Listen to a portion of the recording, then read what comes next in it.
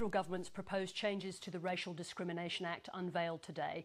In essence, the changes would lift the existing prohibition on making comments that offend, insult or humiliate another person on racial grounds. The government says it's about promoting free speech, while the opposition claims it will unleash racial vilification. Political correspondent Sabra Lane. People do have a right to be bigots, you know. Yesterday we had the spectacle of George Brandis and Tony Abbott giving the green light to bigots in Australia. I don't have a problem with free speech. I do have a problem with racist and hate speech.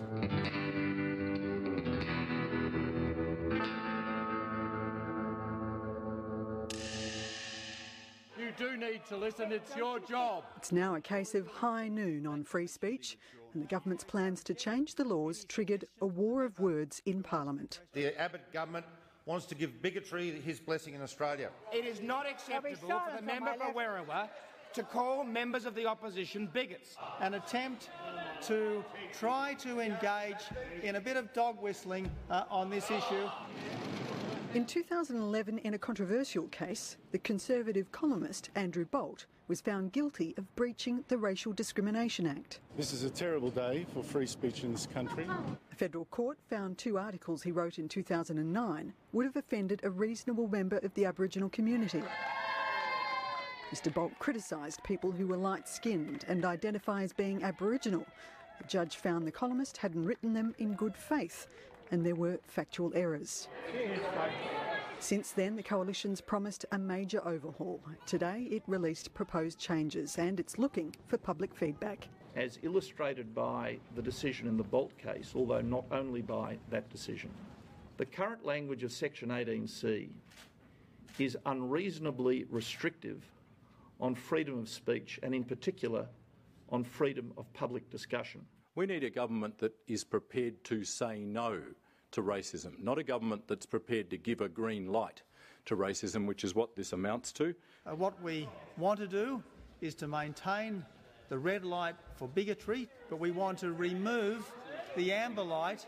We want to remove the amber light for free speech.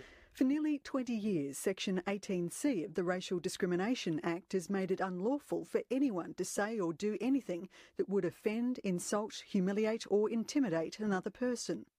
The government wants to remove the words offend, insult and humiliate, arguing they have stifled public debate. It's keeping the protection against intimidation. Those 3 words, offend, insult, humiliate, describe what has sometimes been called hurt feelings. It is not, in the government's view, the role of the state to ban conduct merely because it might hurt the feelings of others. What we're doing is opening the floodgates to hate speech, and that was clarified when Senator Brandis yesterday said that everyone has the right to be a bigot, and we all know the definition of a bigot. Under the changes, vilifying or intimidating someone on the basis of race, colour or ethnicity will be banned. Vilifying is defined as inciting hatred and intimidating as causing fear of physical harm. There's no mention of psychological harm. Those will be judged by the standards of an ordinary, reasonable member of the Australian community, not by the standards of a particular community group.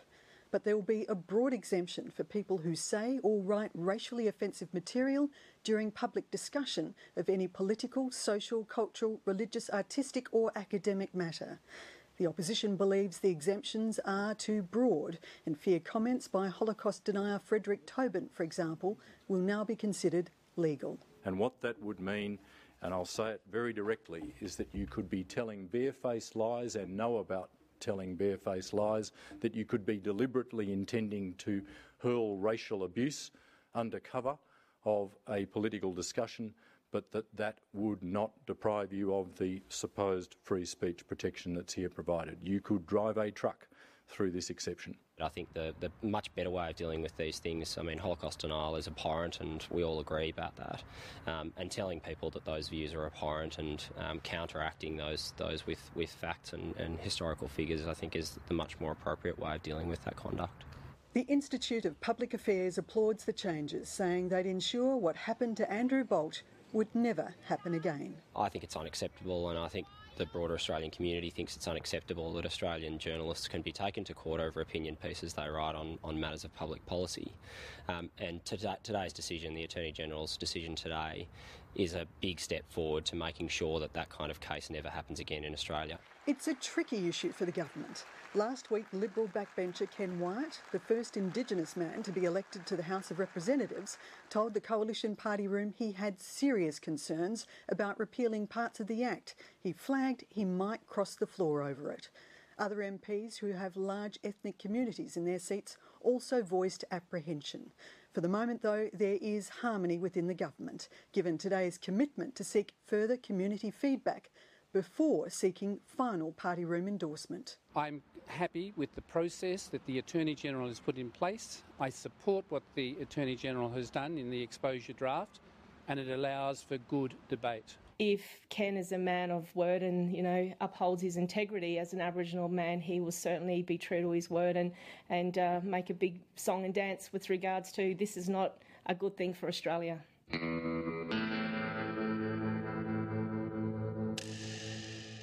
Labor's first Indigenous female senator and former Olympian Nova Peris thinks the changes will take the nation backwards. It opens the floodgates for anyone who has suffered injustice in the past, because people will now have the opportunity to come in and say what they like. And until you have been offended yourself, it's very difficult to understand how hurtful these things can be.